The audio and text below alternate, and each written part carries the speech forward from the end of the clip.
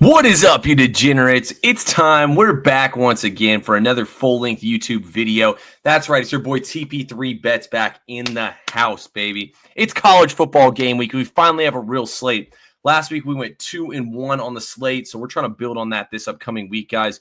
Today is currently August 26th. So with that being said, guys, y'all know what it is. We're going to go through the Thursday slate today. We're going to go through the Friday slate tomorrow, and we're going to go through the Saturday slate the next day. So I'm going to try to get these videos out a little bit in advance for y'all, so y'all got some time to watch them and think about them a little bit more and whatnot. There'll obviously be reels, shorts, whatever y'all call them on YouTube, posted up here every single day as well. So make sure you hit the like button. Make sure you hit the subscribe button. Make sure you get tapped in with me this season. If you all want to join my team, join my VIP, it is on fan basis. So make sure you click that link in my bio. It'll take you to tp3bets.com and it'll take you there. We are also doing the SoBet challenges. They're running competitions on there for the sharpest bettors in the world. First one starts for NFL week 1. So if y'all want to get in on that, you know where to find the link. It's also in my bio. Make sure you use code TP3. If y'all want to get 50% off a package on fan basis, use the code CASH. That being said, I'll link it on my socials, TP3 Bets on X. We go live on Spaces there every single day at 5 p.m. We're also live in special edition shows there on Saturdays, and we will be live on Sundays once NFL starts. So live 7 days a week on there. Twitter at TP3 Bets and TP3 Sports on TikTok.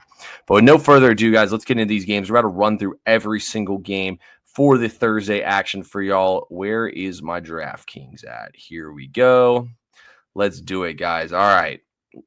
First game on the slate to start the day off, we got South Florida versus Boise State here. So this total is the line's dropped.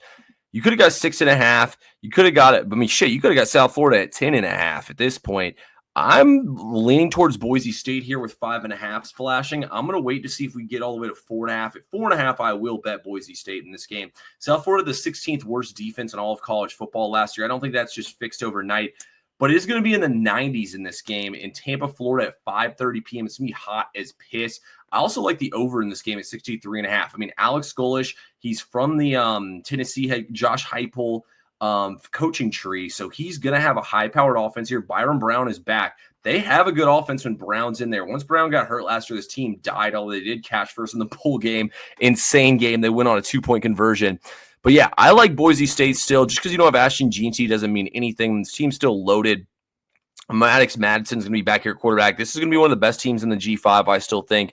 I'm all in on Boise State. They recruited another level, guys, in the rest of the G5. I like Boise State minus 5.5. I like the over in this game at 63.5. I'm going to reevaluate on the day of the game and see what the numbers are at before I make an official play, but we probably will have one. Lafayette versus Bowling Green here. To be honest with y'all, I don't really mess around much with Maction, guys, and Lafayette lost a lot from last year's team. They were one of the best teams in the Sun Belt last year, so I would probably look. I mean, there's a reason why that they're catching this many points here to a MAC team. I'd probably look at Bowling Green, but I don't want anything to do with that one. East Carolina versus NC State. Look, I was about to hit submit on my first bet of the week this week at NC State minus 11.5. This line gets steamed. It's out to 14 now. NC State's going to have a suspended defensive tackle and offensive lineman for the first half, but I think CJ Bailey is going to have a big year this year for this Wolfpack offense. I like what he has cooking up with Dave Doran in the squad. Dave Doran's a good coach. They were bad last year, but I don't expect that to be 2 years in a row.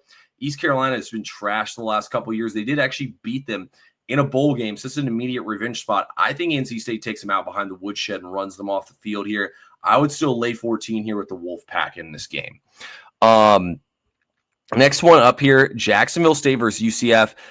This line got steamed again. I wanted UCF at 16.5. It was 19.5 not too long ago. Now we're seeing 20.5. And I'd play UCF all the way up to 3 touchdowns. And I'm going to play UCF. I'm just going to see if the line goes back down. I hate Cam Fancher, their starting quarterback, but Jacksonville State, Rich Rodriguez out the door. The entire roster's out the door. They're going to be one of the worst teams in Conference USA. Just like I told you all about Sam Houston State, this is another one of those teams. I would say out of all the non-P5 team conferences, Conference USA is where I stay the most tapped in the American. I know those conferences like the back of my hand.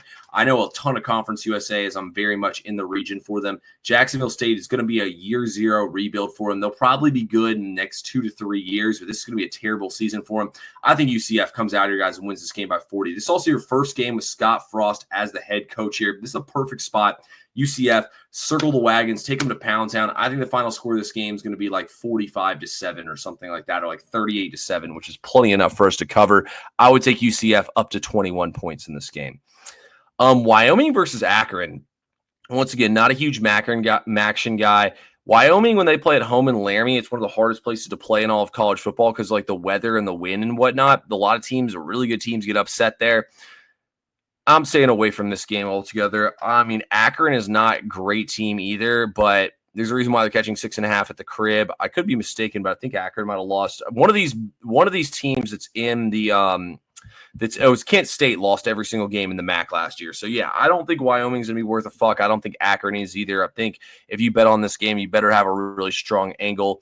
Delaware State versus Delaware. Delaware is going to be, this is their first season. They're in Conference USA playing MD1 college football. They used to be an FCS team. Now they're up here. They're playing as Delaware State, an FCS team. Delaware State's a bad FCS team too. I'll pass this game. I don't know what Delaware is going to look like this year. It's tough to say. Here's one I'm actually interested in. Play this one anything under 4 touchdowns. St. Francis, PA versus ULM. St. Francis, PA is trash. They play in one of the worst. They play in a decent conference in the FCS, but they're just not a good team, man. You look at the St. Francis, PA team; they have gotten smashed whenever they step up in competition. But the reason I like this game is not even because they're that bad, but it's because of the ULM side of things. ULM's next game, guys, is against Alabama. Then they have a bye week. Then they get in the meat and potatoes of that schedule where they play actual conference opponents in the Sun Belt. ULM can't afford guys to get out to a slow start here. I think ULM comes out here, runs their offense, names their number, because, I mean, they're not going to be able to do anything against Alabama's defense. Kane Womack's going to have that defense flying around. I like ULM to come out here, circle the wagons, and win in a big way in this game. Take them up to 4 touchdowns. Missouri, I don't know what Missouri will look like. The defense should be pretty good. The offensive quarterback position, I mean, Sam Horn's a 5-star. Apparently he's still in a quarterback battle. I don't know what to expect from Missouri. I can't touch this game. You don't really think you can take much from this. Missouri's probably a team I'm not going to do much with till I actually watch them play some real competition. I believe they play Kansas in a couple weeks. So after that game's over, then we'll reevaluate where we're at with Missouri. UT Martin versus Oklahoma State. Oklahoma State was bad last year. Second worst defense in all the FBS. If you were in my VIP, we faded them religiously every single week, and we got to the window like it was our fucking job last season, fading them. I don't know about this one, man. UT Martin might be in a little bit over their heads here. I think that Stoops will want to come out, or Gundy will want to come out here and get a big win. So I would probably back Oklahoma State, but I don't know what to make of this roster, man. It was a really bad season for them last year. Next up, as we keep going down, we got Duke versus Elon. Honestly, I think Duke's pretty good. I would be a buyer on Duke. I would probably rather take, I mean, look at this. You're laying 34.5, and the total in this game is 47.5. If Elon scores 1 touchdown, you go over the total here. I think Manny Diaz will pull the starters early in this game. I mean, you look at Duke's schedule. Yes, they upgraded to quarterback, getting Darian Mensah in here. But Duke has some big games coming up on deck, guys. I don't think that they really want to fuck around here with Elon for a long time. So I like Duke to get out to an early lead, maybe back them in the first half of the first quarter, and then look to play the full game over, I think, was the ways to look into this game. Like, Elon's probably going to go up against Duke's third string, second string at some point in this game. They're going to have a chance to score. Duke's not like a crazy deep team. I look for them to try to get the starters out there as early as possible.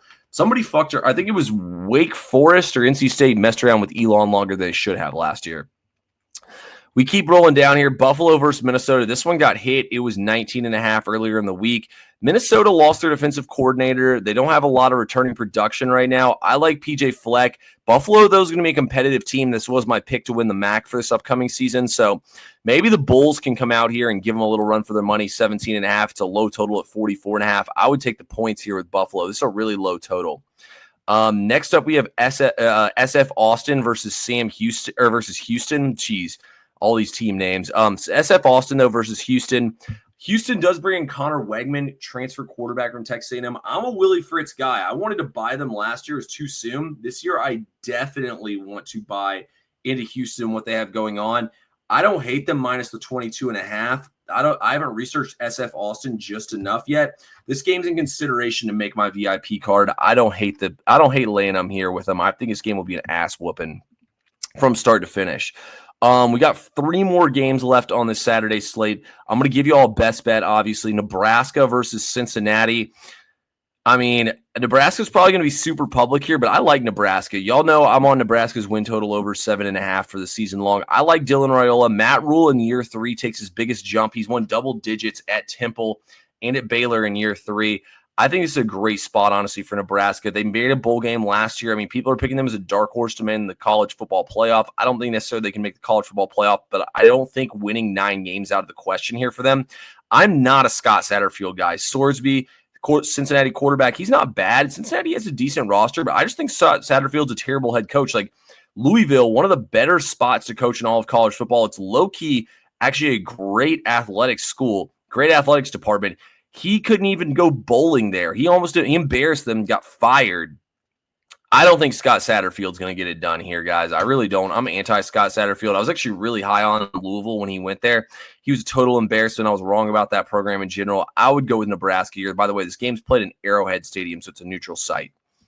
Wisconsin takes on Miami of Ohio. There's a lot of moving parts for Wisconsin. This is a lot of points here, though. 17.5 with a 39.5 total. I could only look towards the underdog. I think Wisconsin got back to more what they wanted to do, though, with getting rid of Longo. But I don't know, man. I don't want to touch this game, honestly. I got to see what Wisconsin looks like. I'll be watching, that's for sure. The last one, Stony Brook versus San Diego State. I don't think San Diego State's going to be that good. They do have an up-pace offense and whatnot. If Stony Brook can do anything here, 53.5 should be too low of a total. So the over would definitely be the play there. But look, guys, that's all I have for the College Football Saturday. Let me get you all an official free play, though. For official free play here, we're going to track these all season long college football free plays. This will be free play number 1 for the college football season. I hate taking this number because I think the number will get better as it goes on. You know what? Fuck it. We're going to go with 2 official free plays here. I don't know why this thing's freezing up, but we're going to take UCF here minus the 20.5. I like UCF to take them out behind the woodshed and give them a beat down. And then I also like ULM, the Warhawks here as well, minus the 24.5. Both these are probably going to end up being on my VIP card. I think ULM's good up to 4 touchdowns here. And I think UCF, as much as I hate Cam Fancher, this is definitely a circle the wagons, get it done type spot. Jacksonville State's going to be a bad football team. I'm telling you guys, in the beginning of college football season, you want to bet on certainty. Don't come out here. If you have an opinion where you think a team's going to be good, bet on it. Like, that's what I'm saying. Formulate your opinion. Do you think a team's going to be good? Yes, bet on them. And make sure you have a good reason for why. Like, I've made so much money over the years doing that at the beginning of the season of writing teams. Like, people say you want to, like, I think pro sports is where you want to be more contrarian, but in college football, if you think you have the scoop on a team that's going to fly under the radar, just bet them every single week. Arizona State made the college football playoff. They're the best ATS team in college football. TCU, the year they won the national championship, one of the best ATS teams. Army, they had a great season. They were one of the best ATS teams until their quarterback, Bryson Daly, got hurt last year. Like, I think in college football, you can ride waves and you can get out in front of the markets because there's so many teams and win. Obviously, it's harder to do it in the bigger conferences, but in the smaller conferences, there's way more advantage for you to win. So I like those type of theories here. I think this is the perfect time to bet against a really bad Jacksonville State team. I mean, people are looking at the Nebraska game on Friday. They're looking at the Boise State game on Friday. They're looking at Texas. I mean, look, I think there's still money to be made in the big games. I'm not saying they're not. I'm just saying people aren't looking at these smaller games. So circle in on where you have your edges and your advantages and play them. UCF will win this game by 30 points. And, I mean, the bounce house gets lit, guys. And UL Monroe should win by 50 points. So those are my 2 favorite plays for Thursday's action. We'll be back Friday. I do have a max play for Friday. And you know what? I'll drop it for everybody who returns